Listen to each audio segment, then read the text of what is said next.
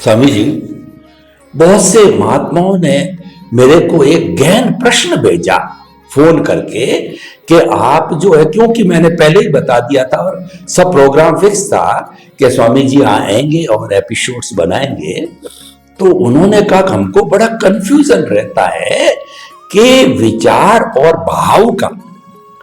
विचार तो जड़ है, ये मन से होता है, और विचार तो भुगतान है। आप कहते हैं कि विचारों को बाईपास करो तो आप प्रकृति और पुरुष को अलग रख पाओगे। तो विचार जड़ है और भाव चेतना की सत्ता है, और यही सब कुछ है। ये लाइव है, यही जो है हमारी प्रतिष्ठित आत्मा के भीतर बीज के रूप में पढ़ करके कर्म बंधन करता है।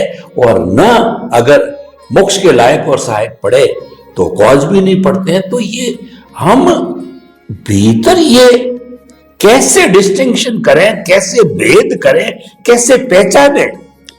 मेरे भी प्रश्न खड़ा होता है, बहुत बार होता है कि भीतर हम कैसे पहचान, दोनों एक जैसे हैं, एक जगह चलते हैं। तो कृपया ये विचार और जो है भाव का भेद सूक्ष्मतम तरीके से बताइए। तो बात सही है कि ज्यादातर लोगों को भाव और विचार में कोई अंतर समझ में नहीं आता है, और भाव को ही विचार कहते हैं और विचार को ही भाव कहते हैं। ये होता रहता है क्योंकि ये उसकी भेद रेखा सूक्ष्म है, स्थूल रूप से समझ में नहीं आती है। वास्तव में जो विचार है वो विचार दो प्रकार के हैं, और विचार करने का स्वभाव मन का है, और वो मन दो प्रकार का है, एक द्रव्य मन और दूसरा भाव मन। द्रव्य मन का मतलब होता है जो आपने विचार करके आए हैं प्रोसेसिंग में, वो ही विचार अभी निकलेंगे, आपके पास चॉइस नहीं रहेगी डिस्चार्ज के रूप। तो वो द्रव्य मन है। द्रव्य का मतलब डिस्चार्ज लेकर आए हैं, वो आज आपके हाथ में नहीं है। दूसरा भाव मन है। वो भाव मन के साथ अकेला मन नहीं है, मन भी है, बुद्धि भी है, चित्त भी है, अहंकार भी है। ये चारों की प्रोसेस होती है, और इसीलिए लाइव या भाव मन को processing factory of a new cause, नए कर्म को बनाने की प्रक्रिया की ये फैक्ट्री है। तो मन, बुद्धि, चित्त, अहंकार में जो मन है वो विचार तो करता है स्वतंत्रता से, संयोग और पिछला डेवलपमेंट के आधार से वो विचार करता है कि ये संयोग को मैं किस एंगल से समझूं फॉर माय बेनिफिशियरी, मेरे लाभ के लिए।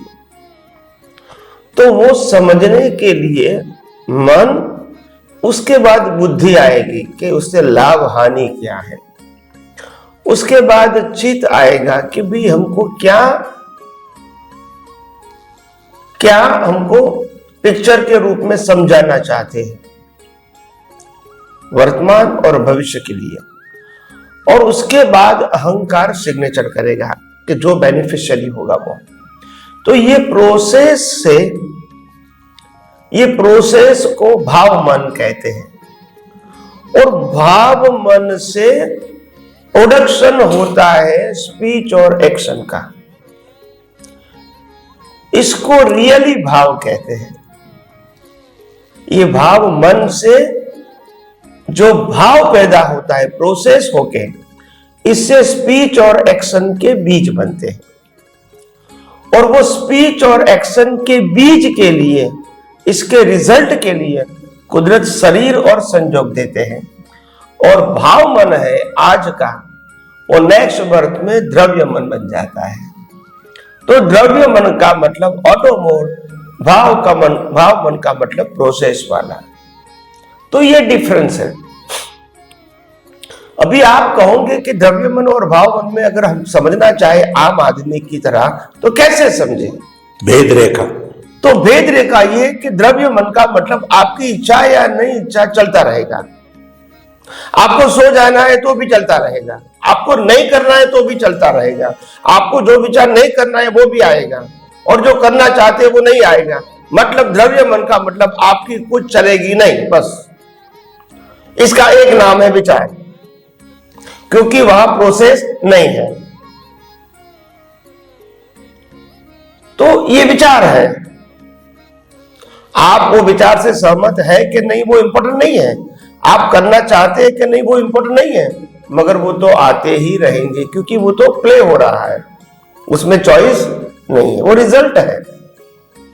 पिछले अवतार का जो कॉज है उसका ये एक इफेक्ट है। और जो भाव मन है वो कैसे बनता है?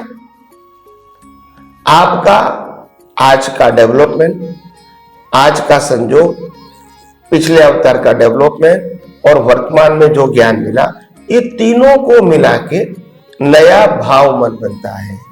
और वो भाव मन वो प्रक्रिया है, मन बुद्धि चित्त अहंकार की प्रक्रिया है। और ये प्रक्रिया से ही नए बीज बनते हैं स्पीच और एक्शन के, जो नेचर के पास जाते हैं, क्योंकि रिजल्ट उनको देना है। और भाव मन द्रव्य मन में नेक्स्ट बर्थ में आत्मा के साथ कैरी ऑन होता है। तो इतना क्लियर साइंस है, ये कोई गोल गोल राउंड राउंड बातें नहीं है, मगर हाँ थोड़ा समझने में समय लगेगा, क्योंकि ये सूक्ष्म बातें हैं, ये बाहर दिखने वाली बातें नहीं है।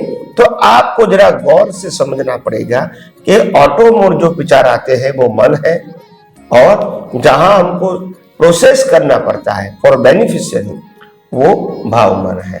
तो बस इतना समझोगे, फिर बाद में आपको खुद को ही समझ में आ जाएगा धीरे धीरे कि भाव मन किसको कहते हैं। मैं एक एग्जांपल देके छोड़ देता हूं।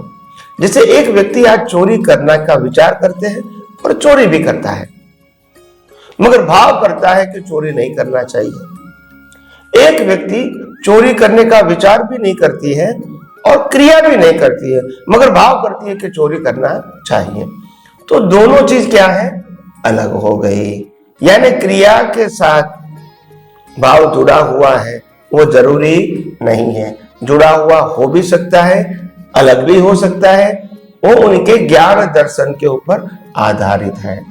तो इसीलिए ये अध्यात्म का विषय है, उसमें हर बातों को साइंटिफिकली प्रेजेंट किया गया है। परंतु विचार तो क्रिया के साथ जुड़ा हुआ है ही है? विचार तो क्रिया के साथ जुड़ा हुआ ही है, भाव नहीं जुड़ा हुआ है।